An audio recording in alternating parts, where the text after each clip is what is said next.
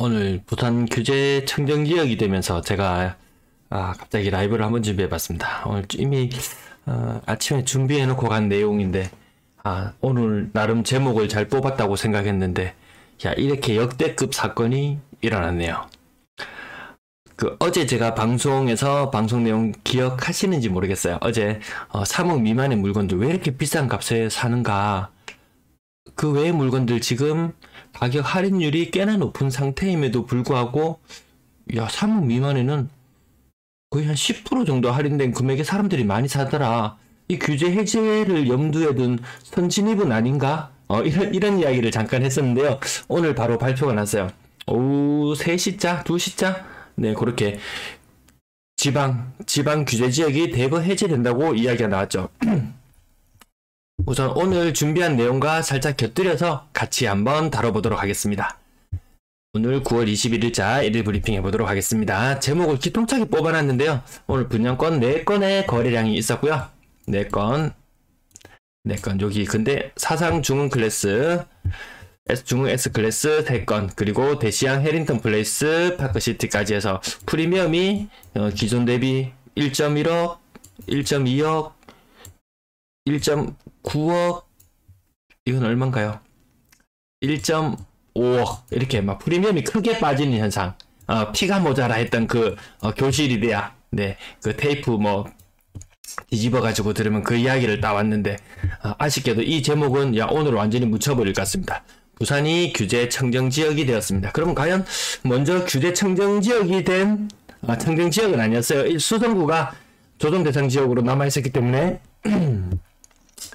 과연 대구에는 규제지역이 해제되고 어떤 변화가 있었는지 함께 살펴보시겠습니다. 송균아님, 집이 팔릴까요? 큰 변화는 없었습니다. 일단 그래도 사람들이 또 분명히 부산 사람들도 이야기할 거예요. 사람들이 KTX 타고 부산으로 내려온다? 내려오다가 보니까 웬걸, 오는 길에 대전에서 한번 일단 들러보자. 대전에 한번 들렀다 갈까? 아니야, 광주 쪽으로 내려가 볼까? 광주 지역도 그 고가의 아파트들 가격 많이 떨어졌었거든요. 대전 말도 못하게 떨어졌었거든요. 근데 이번 규제 해제의 가장 큰 피해자는 세종시인 것 같아요. 세종시. 해제해달라고 매 연일 뉴스를 쏟아내었어요. 근데 제일 치명적인 게 남아있어요. 사실 투기지역, 투기 가열지구, 조정 대상 지역 있다면 사실 투기 가열지구보다는 이 조정 대상 지역이 실질적인 규제는 더 센 느낌이거든요. 근데 세종시는 이게 안 풀려졌어요. 대전은 좀 혜택을 많이 봤어요. 대전은 지난번에 투기 가열지구 해제된 데 이어서 이번에 조정 대상 지역까지 마저 다 해결이 되었습니다. 그래도 사실 큰 변화는 없어 보여요. 왜? 사람들이 어디로 갈지 갈팡질팡. 지난번에 말씀드렸다시피 약간 우스갯소리로 KTX 타고 내려오다가 위에 풀렸대. 다시 올라가 보자. 아니, 다시 내려가 봐야지. 이거 관광업만 다시 흥하는 게 아닐까, 이런 느낌이 살짝 들 정도로 전방위적으로 규제를 다 풀어줬다. 그럼 어떤 규제를 먼저 풀어준 대구에 어떤 변화가 있었는지 살펴보기 전에 비규제 지역이 되면은 어떤 점이 달라지는가. 등기 후에 전입 의무가 없어진다. 여러 가지 장점들은 있습니다. 투자자 입장에서 봤을 때는. 자, 그 다음 세대주뿐만 아니고 세대원도 청약이 가능해진다. 이 분위기에서 청약 쉽지 않죠. 전매 제한이 해제된다. 전매 제한이 해제된다. 요거 조금 차이는 있습니다. 요거 정확한 내용은 조금 차이는 있어요. 그 다음에 취득. 규제 지역 때문에 취득세 때문에 살 수가 없다. 2주택만 살려고 해도 8%, 한 개 더 살려고 하면 3주택이 되려고 하면 11%, 이런 식으로 이 취득세가 좀 치명적이잖아요. 그래서 취득세 부분이 상당 부분 해소된다. 괜찮다. 이 정도면. 괜찮다. 근데 대구에서 이렇게 해제되었음에도 불구하고 취득세 아까워서 취득을 못한다고 했던 사람들이 취득을 하지 않더라. 왜? 1주택을 가지고 있으면 지금 한 개 두드려 맞는 것도 정신없이 두드려 맞고 있는데 한 개 더 샀을 때 이게 오른다는 보장이 있는가 라고 봤을 때 보장이 없었어요. 괜히 엄하게 한 주택을 더 샀다가 두 개를 같이 두드려 맞으니까 엄청 아프더라. 일시적 1가구 2주택, 제가 이 산업의 쌀은 철강이다. 포스코 이야기 나왔을 때 이 부동산 투자의 쌀은 일시적 1가구 2주택이다. 일시적 1가구 2주택 했던 사람들이 지금 가장 치명적으로 가장 큰 피해를 보는 그런 사람들이었거든요. 그래서 섣불리 다주택으로 가기에는 쉽지 않은 상황이다. 세금 부분에서는 한시름 덜긴 덜었어요. 근데 이 야, 이게 둘 다 하락할 수 있는 그런 침체의 위험, 이것이 도사리고 있는 가운데 야, 쉽진 않아 보인다. 근데 부산에는 어제 방송에서 말씀드렸다시피 좀 선진입하는 느낌이 좀 있는 듯한 느낌은 들었어요. 왜? 언론에서 연일 쏟아내니까 뭐 얘기 안 하는 지역이 없어요.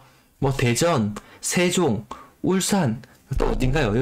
나오는 껌껌이 나오는 지역들마다 계속 뉴스를 내보냅니다. 근데 큰 차이는 뭐 포항까지 포함해서 모든 지역들이 했는데 큰 차이는 나타나지 않더라. 일시적 이주택 처분 기한이 좀 늘어난다. 이런 부분. 근데 이 자료들도 조금 정확하지 않은 부분이 있어요. 제가 인터넷에서 급하게 캡처는 해왔는데 조금 부족한 부분도 챙겨주십니다. 종부세 세율이 인하되는 장점이 있다. 거래가 안 되어서 나라에서 세금을 더 많이 걷기 위해서 규제를 해지해 줄 거다. 이렇게 이야기하는 사람들도 있었어요. 근데 웬걸? 세금은 세금대로 오히려 더 못 걷게 되는 이런 상황으로 가버릴 수도 있습니다. 양도세, 비과세 기준, 거주해야 되는 조건, 좀 이런 부분이 완화되는 부분도 있고요. 그 다음 대출도 조금 더 여유로워지는 부분. 하지만 금리가 발목을 잡고 있는 이 와중에 금리 인하는 없죠. 규제는 해제되더라도 금리 인하는 없는 분위기. 내일 밤, 아니 오늘 이제 내일 다가오는 새벽이 무척 이제 궁금해지는 그런 시점이죠. 1주택 처분 조건부도 없어지고 다른 가지 뭐 여러 가지 혜택들이 많이 있습니다. 무엇보다 대출을 더 많이 내준다는 것이 가장 큰 장점이라고 할 수 있는데 금리가 발목을 잡고 있다.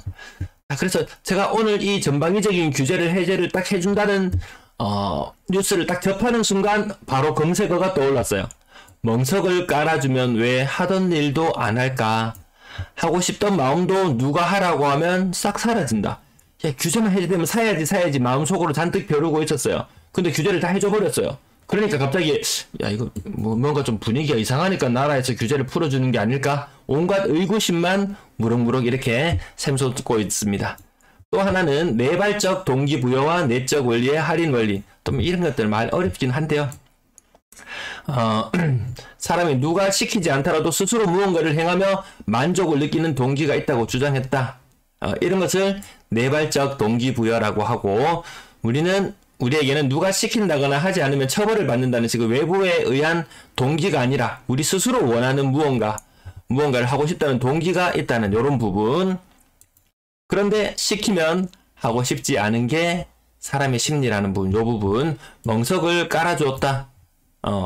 멍석을 깔아놓으면 안 한다는 우리 속담. 멍석을 깔아놓으면 안 한다는 우리 속담. 멍석을 깔아줬어. 다 멍석은 전국적으로 다 펼쳐져 있어요. 근데 깔아주는 순간 자기가 하고 싶은 셈이 되어버리기 때문에 거부감이 들고 만다. 이 거부감이 약간 들기 시작할 거예요. 왜? 분위기가 안 살아나면 이런 느낌 들 거예요. 멍석은 깔렸다. 자, 그러면 규제가 해제되고 나서 대구에 어떤 일이 있었느냐? 매물 걷어들인다고 사람들 난리였어요. 부산도 아마 요런 이야기 나올 거예요. 야, 규제 해제되었다. 다시 멍석이 깔렸다. 우리 매물을 걷어들이자. 약속이라 한 듯이 게시판은 시끌시끌합니다. 하지만 변화가 없었다. 매물 그 이후에 오히려 늘어났고 다른 지역 더 많이 줄어들 때도 매물은 계속 늘어나기만 했어요. 이게 첫 번째 문제점입니다. 자, 그 다음 아파트 거래량을 살펴보시면 늘어났어요. 규제 해제 효과 있긴 있어요. 그래서 제가 어떤 효과가 있었냐고 그 전에 말씀을 몇 번 드린 적이 있었는데요.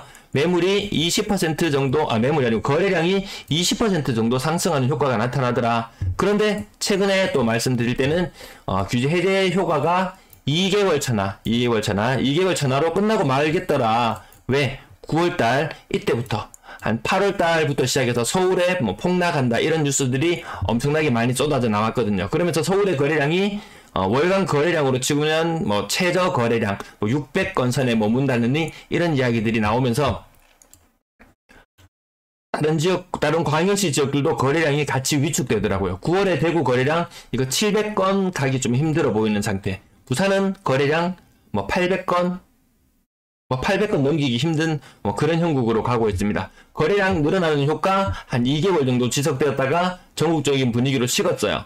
그나마 이때는 규제 지역을 해제해준 지역이 좀 한정적이었어요. 지금은 지방에 전방위적으로 규제를 너무 많이 풀어줬기 때문에 그 효과가 과연 얼마나 지속적일지, 얼마나 거래량 상승을 불러올지는 좀 지켜볼 필요가 있습니다. 근데 제가 요 규제 해제되기 전에 대구 쪽 방송에서는 그 특별 영상으로 다뤄드릴 때 일단 지켜보자.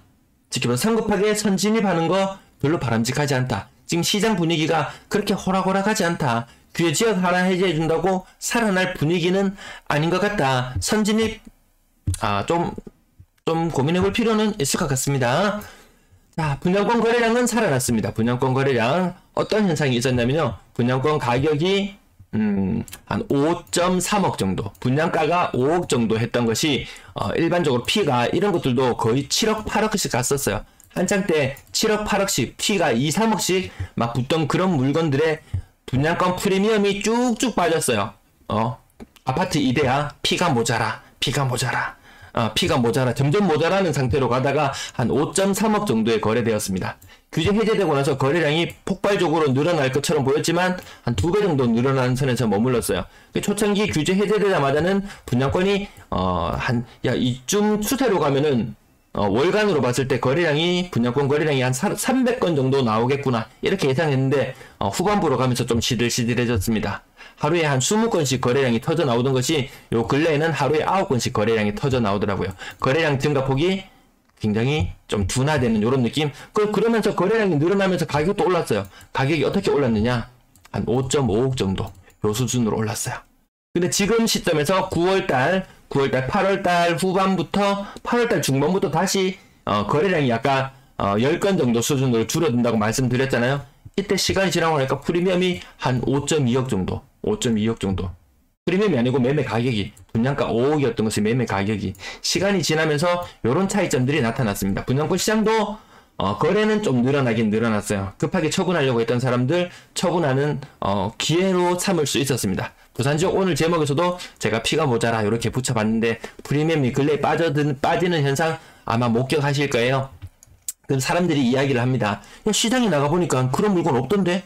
그렇게 싼 물건 없던데? 네, 시장은 그러합니다. 공인중개사도 너무 싼 매물 그렇게 함부로 올려놓기 좀 부담스럽죠. 주위에서 워낙 압박이 많이 들어오기 때문에. 그 말인즉슨 우리가 눈에 보는 것보다 훨씬 더 많은 매물은 시장에 있다.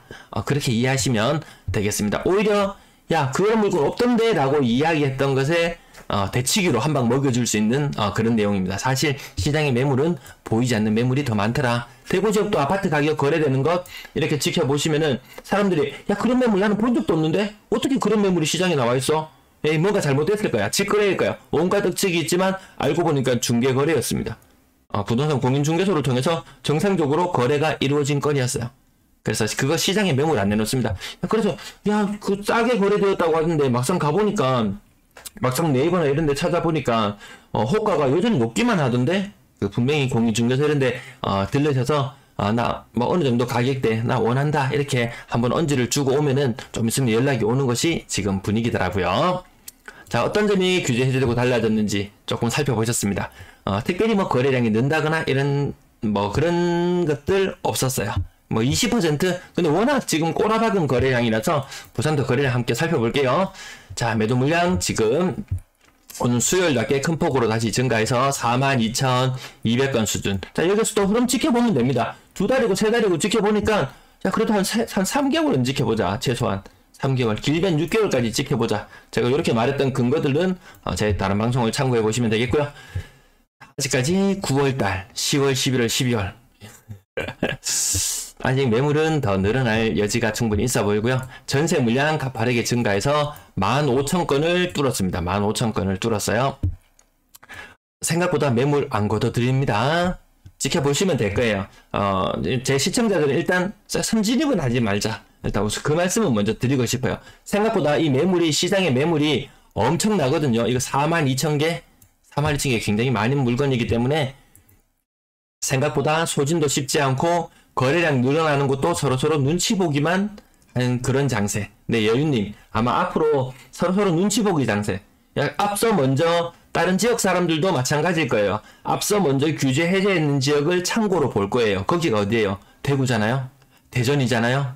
이런 지역들 큰 반등이 없었어요. 시장 참여자들 금리가 무서운 것 알고 어설프게 2개 가지고 있다가 그동안 벌어놨던 것까지 수익률 한 방에 까먹을지도 모르는 그런 시장 상황이에요. 오히려 위험만 회피해도 되지 않을까? 브레인님 1주택이라 매도하고 상급지로 가고 싶은데 집이 안 팔리신다고요? 아마 전반적으로 규제 해제되어도 시장 상황은 크게 달라지지는 않을 것 같아요. 예유님 그래도 기대하시고 지켜보시면 먼저 거래량이 살아나는지 보시고요. 그 다음 가격이 많이 오른 채로 거래되느냐. 아까 제가 대구 지역 말씀드릴 때 또 빠뜨린 부분이 있는데요. 자, 아파트 매매 거래량 이렇게 늘어났어요. 근데 이 늘어나면서 가격이 오르면서 늘어났느냐? 아닙니다. 오히려 더 급매만 더 정리되면서 그렇게 가격이 오르는 현상이 없었어요. 더 많이 빠졌어요. 오히려 가격이 더 많이 빠졌습니다. 더 급한 사람들이 때는 이때다 하고 내놓는 그런 분위기인 것 같았습니다. 자, 전세 매물 요 초록색 선 기억나시죠? 요 초록색 선 제가 예측한 거 내년에도 아마 요 추세 크게 변동은 없을 것 같습니다. 시장 분위기가 좋아지면 매매 매물하고 그리고 전세 매물하고 두 개 동시에 감소하는 현상도 나타날 거예요. 왜 이거는 지금 1+1으로 같이 시장에 매물이 나온다는 그런 말씀을 계속 드렸습니다. 자, 월세 물량도 연중 최고치를 가파르게 갱신해 나가고 있습니다. 이게 규제 해제된다고 해서 달라지지는 않더라고요. 대구 사례 아까 보여드렸습니다. 월세 물량 굉장히 가파르게 늘어나고 있습니다. 그리고 전체 임대 물량도 요 추세선, 제가 추세선 이렇게 그었을 때, 대략 그었을 때 변함없더라. 오히려 가면 갈수록 활처럼 휘어서 더 빠르게 늘어나더라. 아파트 가격이 오를 때도 이렇잖아요. 아마 차트 같은 거 보시면 이런 느낌 드실 거예요. 오늘 혹시 롤러코스터 타는 그 주식, 그 뭔가요? 양지사? 뭐 공책 만드는 회사? 오늘 아주 미친듯이 롤러코스터 탔는데, 혹시라도 이렇게 가격 가파르게 증가하는 이런 차트를 보고 싶다면 그런 차트 한번 보시면 되실 것 같습니다.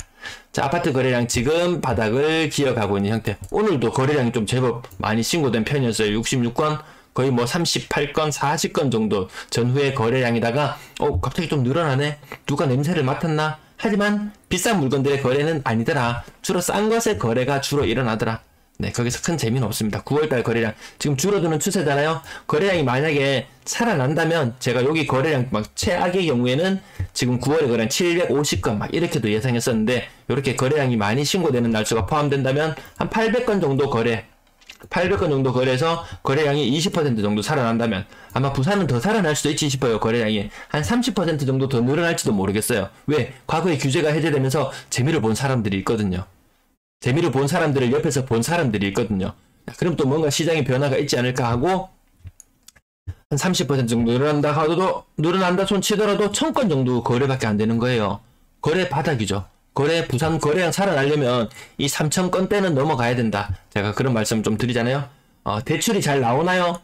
그 DSR하고 무조건 관련되어 있습니다. 대출 일단 이 관문을 여러 가지 관문을 통과를 해야 돼요. 1차 관문 뭔가요?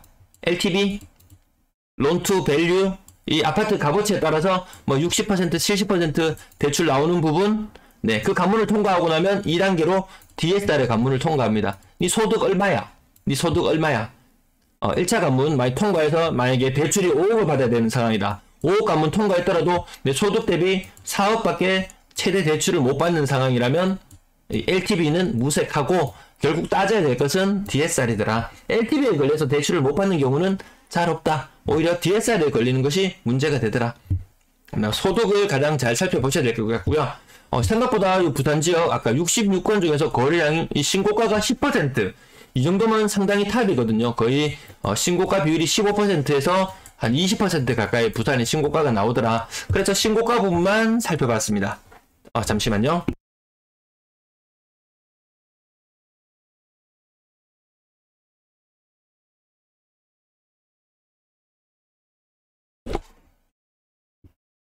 네, 죄송합니다. 저희 아이들이 학교 갔다 와서 저한테 잠깐 이야기를 해서요.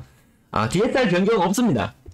1금융권, 요거 먼저 말씀드리고, 다음에 여유 있는 페이지에서 정균아님 말씀드릴게요. 자, 신고가 나타나는 것, 15에서 20% 상당수가 이 저가격대, 이 낮은 가격대에 나타나더라. 사실 오름폭이 크지 않은 것이 대다수고, 오늘처럼 좀 크게 나타나는 것도 있긴 해요. 뭐, 재건축 염두에 둔 것, 지금 쉽지 않다. 이 대출 위험 관련된 것은 요거 제가 대구 방송에서 주말에 다뤄드리는데 이 내용이 너무 길어져서 이 부분은 생략하고 아무튼 신고가 그렇게 영향가 있지 않더라. 뭐 대단한 게 없더라. 자, 거래량 지금 예측하고 있는 모양새로 가면 하루에 50건씩 7일 한 350건 추가되면 많으면 정말 한 900건까지도 가겠어요. 거래량 많으면 900건까지. 이 규제 해제 효과가 이제 며칠 있으면 바로 발동이 되기 때문에 그러면 정말 다시 운 좋아봐야 한 1200건 정도 수준, 많으면은 썩 거래량이 많이 늘어날 것 같지는 않습니다. 자, 가격 상단 부분 1일 브리핑 내용으로 다시 돌아갈게요. 규제 해제 관련해서 궁금한 부분 있으시면은 여기 채팅창에 남겨두시면 요 브리핑이 끝나는 대로 다시 안내를 드리도록 하겠습니다. 해운대, 중동, 경동, 하남, 멜빌 12% 정도 빠지는 모습. 그 다음 오륙도 SK뷰 47평형 거의 뭐 이거 한 30% 정도 빠지나요? 뭐 또 층이 어떻고 뭐 이야기 하실지 모르겠지만 어쨌든 이 가격 흐름만 봐도 충분히 가능할 것 같습니다. 명륜 아이파크 1단지 가격 한 25% 정도. 네. 그 다음 한 20% 정도. 옆에 숫자만 대충 보시면 지금 시장 분위기는 이러한데, 야, 투자를 하려고 하는 사람들이 이 비싼 물건들은 잘 못 건들고 잔챙이만 건들고 있더라. 잔챙이만. 왜? 7억 8억 하는 물건 사려고 하면 기본적으로 야, 이게 대출, 아마 기존 집들도 대출을 가지고 있는 상태에서 추가로 뭔가를 사려고 할 때 이 매매가와 전세가의 갭이 생각보다 크거든요. 여기 옆에서 보시면 아시겠지만 최근에 7억에 거래된 것, 최근에 매매가가 7억이었던 것, 최근에 전세 가격이 3.3억이네요. 전세 가격이 3.3억이에요. 이거 기본적으로 이 갭 차이가 한 3, 4억 벌어지잖아요. 이거 갭 차이 이만큼 벌어지면은 투자자가 접근하기에 쉽지 않습니다. 내가 이거 사가지고 3.3억의 전세를 내줬어요. 근데 워낙 매물이 많다 보니까 전세입자가 퐁당 이렇게 시기를 놓치지 않고 빼곡히 들어온다는 보장 자체가 일단 없다. 그리고 내가 전세입자에게 집을 임대해 줬어요. 근데 내가 투자한 돈은 지금 얼마인가요? 3.7억이라는 내 돈을 투자해서 넣어야 돼요. 3.7억 은행에 가만히 넣어놔도 지금 거의 4% 이자야 되거든요. 1년에 한 1,500만원? 한 1,500만원 정도의 수익을 벌 수 있는데, 웬걸 이만큼 대출을 냈다고 생각해보세요. 3.7억 대출 냈으면 이 4%보다 더 높을 거예요. 거의 5% 되면은, 야, 무서운데요, 이거? 거의 1년에 한 2천만원 정도. 집을 한 개 새로 샀어요? 근데 집은 임차인에게 빌려줘요. 그리고 은행에 내가 2천만원을 줘야 돼요. 이런 상황인 거예요. 그래서 고가의 물건들 규제지역이 해제된다고 해서 손대지 않더라. 마찬가지 갭 차이가 좀 적은 물건을 손을 대요. 그러다가 반병신되는 케이스가 또 나옵니다. 매매 가격이 5억이었어요. 근데 세입자가 4억에 살고 있어요.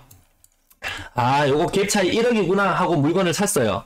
그 최근 전세 가격 뚝뚝 빠지는 거 보이시잖아요. 이 4억짜리 전세가 2.5억으로 쑥 빠질 수가 있어요. 나는 돈도 없는데 1억 쥐어짜서 1억을 짜서 투자했는데 전세입자가 갱신기간이 되었는데 당연히 갱신할 거라고, 4억에 갱신할 거라는 믿음. 아니면 과거처럼 이 매매가가 오르고 전세가가 오르던 시절처럼 야, 요거 5%만 올려받을까? 임대차 2법 있으니까 5%만 올려봐야지. 이렇게 행복한 고민을 하고 있는 사이에 임차인이 이야기합니다. 그거 갱신할 때요, 올릴 수 있는 하한도는 상한은 5%지만 내릴 수 있는 하한선은 정해지지 않았어요. 저 이거 2.5억에 할래요. 그러면 이 임대인 1억으로 갭 투자 들어갔던 임대인 멘붕 옵니다. 그러면 야 들어보면 나가라 그러면 네 알겠습니다. 인근에도 싼 전세가 많이 있네요 하고 나가는 이런 현상이 생기더라는 거죠. 이거 한번 당하면은 졸지에 돈 다음 세입자 안 구해지면은 이 보증금 돌려줘야 되고 온갖 복잡한 일들이 얽히게 돼요. 그래서 갭 투자가 쉽지 않다. 그럼 누가 투자를 하느냐? 현금 부자가 투자를 한다 라는 이야기를 또 생산해 낼 거예요.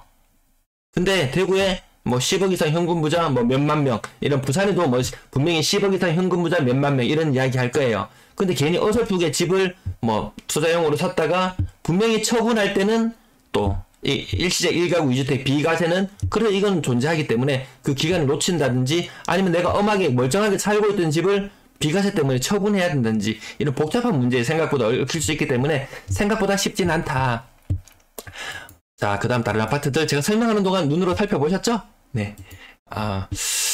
그 다음 요 가격대 3억 밑으로 요 가격대, 그래도 가격대 오늘은 좀 그래도 제법 한 20%씩 빠지는 요런 모습들, 15% 10% 조금 더 빠지는 모습인데, 이 아래 가격대 매매 가격 3억 6천, 최근 전세 가격 3억 3천, 혹은 매매 가격 3억 3천, 최근 전세 가격 2억 6천, 갭 차이가 별로 안 나 보이는 것처럼 보이죠. 그래서 쉽게 접근하지만 다음 임차인을 구할 때는 뚝뚝 떨어지는 전세로 인해서 마음앓이를 좀 해야 된다. 생각보다 실탄을 많이 장전해 놓지 않고 있는 상태라면은 접근이 쉽지 않다. 그래서 대구 지역에서 투자가 잘 안 이루어지더라. 어제 제가 요 부분 말씀드리면서 야 이거 봐라.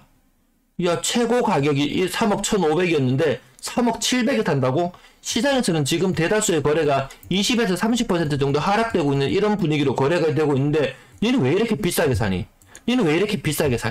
너는 왜 이렇게 할인율을 작은데 이렇게 사니? 혹시 선진입 아니니? 라고 이야기했던 이런 건수들.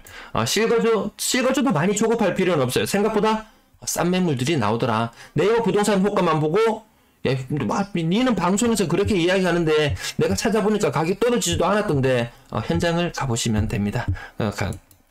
그럼 조금 다른 느낌이 드실 거예요. 여기도 보시면 20% 이상 빠지는 모습도 고가 대비 빠지는 모습도 나오는데 할인율이 생각보다 적더라. 한 10% 정도 할인되는데 덥석덥석 물더라. 네, 이런 현상들 짚어드렸고요. 그 다음에 건당 거래대금, 요거 시장 분위기 살아날 때면 건당 거래대금 쑥 올라가요. 요 대선을 앞두고 여기 평균 3억 선에서 거래되다가 올라가는 현상들이 있었잖아요. 타 지역들 살펴보시면은 무슨 이벤트가 있을 때마다 올라갑니다. 요것도 가격이 건당 거래대금, 혹시라도 비싼 아파트를 사는 사람들이 늘어나게 되는지 알아볼 수 있는 지표 중에 하나거든요. 이 부분도 살펴보시면 되겠고요. 가격대별 거래량 3,000건 이하 빙하기로 했는데 2,000건이라도 돌파하면 다행이다. 정말 규제 해제돼도 2,000건 돌파? 과거에 2,000건에서 3,000건으로 2019년도 가을에 이렇게 돌파할 때처럼 이렇게 강한 흐름을 보여줄 만한 동력이 지금 없다. 몰라. 부산 지역만 풀어줬으면 모르겠지만 다 풀어줬어요. 자, 3억 미만 비중은 더 올라가는 모습. 자, 6억 이상 거래량도 살아나는지 한번 볼 필요는 있을 것 같아요. 네, 우야꾸님 실시간으로 지금 진행 중입니다. 아무래도 오늘 어떤 특별한 이벤트가 있다 보니까 한번 다뤄드렸습니다. 영상을 다 찍고 나서는 앞부분에 조금 불필요한 부분들 있기 때문에 편집해서 다시 올리도록 하겠습니다. 비싼 사람이 사는지 안 사는지 요것도 한번 지켜보시면 관전 포인트가 됩니다. 300건 돌파하면 신고가를 뚫기는 힘들 거예요. 일단 거래량이 얼마나 살아나는지 보면 되겠지만 대구 지역 보면 비싼 물건 거래 안 살아나더라고요. 전혀 살아나는 조짐이 없었습니다. 구군별 거래량 보시면은 자 4월을 정점으로 모든 거래량이 다 꺾이고 있었는데 요것도 규제지역 해제되고 나면 뭐 해수동 지역, 해수동 어디가 과연 살아날 것인지 해수동 한번 볼까요? 해운대, 수영구, 동래구 요 차트도 제가 가끔씩 한번 올려드릴게요. 과연 저 지역들이 살아나는지 안 살아나는지 하나의 관전 포인트가 될 것 같죠? 네, 분양권 거래량 4건 오늘 피가 뚝뚝 떨어진다는 아파트 이데아. 근데 아파트 이데아가 과연 뭘까요? 한정 없이 아파트 값이 오르는 곳이 이데아일까요? 아니면 적정한 수입으로 보금자리를 마련할 수 있는 그런 환경이 이데아일까요? 이런 부분도 한번 가져봐야 된다. 이 철학자 누가 이야기했나요? 철학자? 플라톤이 이야기했나요? 일단 저는 이 철학이라는 말의 어원이 뭔가요? 철학, 사랑, 이게 뭐 제가 필라무식인데 모르겠습니다. 사랑하라, 사랑하다. 뭐를? 지식을 혹은 지혜를 사랑한다. 이 멋진 말. 그리고 전세 거래량, 요거 거래량 계속 줄어드는 흐름 그렇게 살아나질 않더라. 오히려 전세를 더 불안해하더라. 그럼에도 불구하고 전세 신고가가 나오더라. 야, 전세 신고가 어느 구간에서 나오는가 보니까 오늘 신고가 나온 부분 9건 끌고 왔는데요. 가격대 보세요. 2억 8천, 이 밑에 있는 물건들. 요거 최근 전세가 5천에 아마 요거 위에 거는 조금 잘못된 자료 같고, 뭐 1,000만원, 2,000만원 요 정도 오르는 수준. 뭐 비율로 따지면 5%, 10% 정도 오르는 수준의 신고가가 다더라. 금리가 얼마나 무서운데, 금리가. 오히려 최고 전세가의 반토막이 나도 지금 시원찮을 정도로 금리의 압박이 강한 분위기. 일단 한번 전세는 결정하게 되면 일단 2년은 끌고 가야 된다. 그 와중에 오르는 금리까지도 감안해야 된다. 그러다 보니까 전세 거래는 점점 줄어들더라고요. 지금 현재 21일자 빨간 날 8일이 있었던 날 기준으로 살펴보시면 요때랑 비슷하네요. 6월달 기준이랑 비슷한데요. 6월달 기준으로 봤을 때도 한 120건 정도 부족한 거래량, 전세 거래량 가을이라고 해서 살아나지 않습니다. 오히려 이 초여름, 이 땡볕에 오히려 거래가 더 많이 이루어졌더라. 이사철, 전통적인 이사철 이런 거 없습니다. 고점 대비 1.75. 돈 많은 사람들은 왜 전세 가격 이렇게 많이 할인되는 데 들어가는데 돈 없이 사는 사람들은, 돈 자산이 크지 않은 사람들은 왜 밑에 신고가를 만들어주면서 전세가를 만들어내는가? 물론 여기 오르는 것도 있기는 있어요. 하지만 계속 제가 동그라미 치면서 가격 차이 많이 벌어지는 부분 알려드리잖아요. 이게 정말 큰 문제다. 꼬리가 몸통을 흔드는 이 현상. 자, 이렇게 가격도, 이 동그라미 매일 쳐도, 그래도 여러분들은 제 말을 다 못 듣고 얼마가 떨어지는지 모르시더라도 이 동그라미 개수를 대략 눈으로 파악해 보시면 전반적으로 시장 분위기가 전체 가격이 얼마나 많이 빠지는지 체감하실 거예요. 일일이 아파트별로 짚어서 볼 수도 있겠지만 그거는 관심 있으신 분들은 충분히 화면을 멈추시고 살펴보셔도 될 거예요. 뭐 이렇게 뭐 대연, 양우, 내한의 퍼스트 같은 게 신축의 전세 가격이 3억 6천이구나. 물론 이거보다는 더 떨어질 것 같은 그런 느낌 들어요. 억 단위 이상 하락하는 모습, 1억 5천 이상 하락하는 모습, 2억 가까이 하락하는 모습들 많이 보이고 있습니다. 여기도 1.8억 가까이 하락하죠. 그럼 이 전세가 또 매매가 영향도 미칩니다. 사람들이 언론에서 워낙 떠들어대니까 이 전세 대 월세 비율 보시면 점점 줄어들잖아요. 물론 월세 거래가 그렇다고 압도적으로 늘어나는 그런 분위기도 아닙니다. 전세 거래량 절벽으로 가고 오늘 내일 또 금리가 얼마나 오를지 자 이렇게 빠르게 지나갈게요. 평균 전세 가격도 내려가고 월세 거래도 계속 줄어드는 이 흐름도 계속 참고해서 보셔야 될 것 같습니다. 평균 월세 보증금 약간 올라갔고 월세도 올라간 상태지만 월세도 좀 이제 약간 정점은 약간 찍은 듯한 그런 느낌이 들어요. 임대 거래량 이렇게 약간 절벽으로 치닫는 모습. 연초에 이거 질이 서서히 빠져서 체감은 못할 수도 있지만 이렇게 뭐 신축에 입주가 많다든지 그렇게 되면 임대 거래량이 확 늘어날 수 있거든요. 근데 지금 입주가 굉장히 다시 많잖아요. 90, 11, 12 입주 굉장히 많음에도 불구하고 정말 이렇게 V자로 전세 거래량이 반등하지 않으면 그 물건들이 다 소진되기는 힘들 것 같은 느낌이 듭니다. 댓글 빠르게 살펴보고 마치도록 하겠습니다.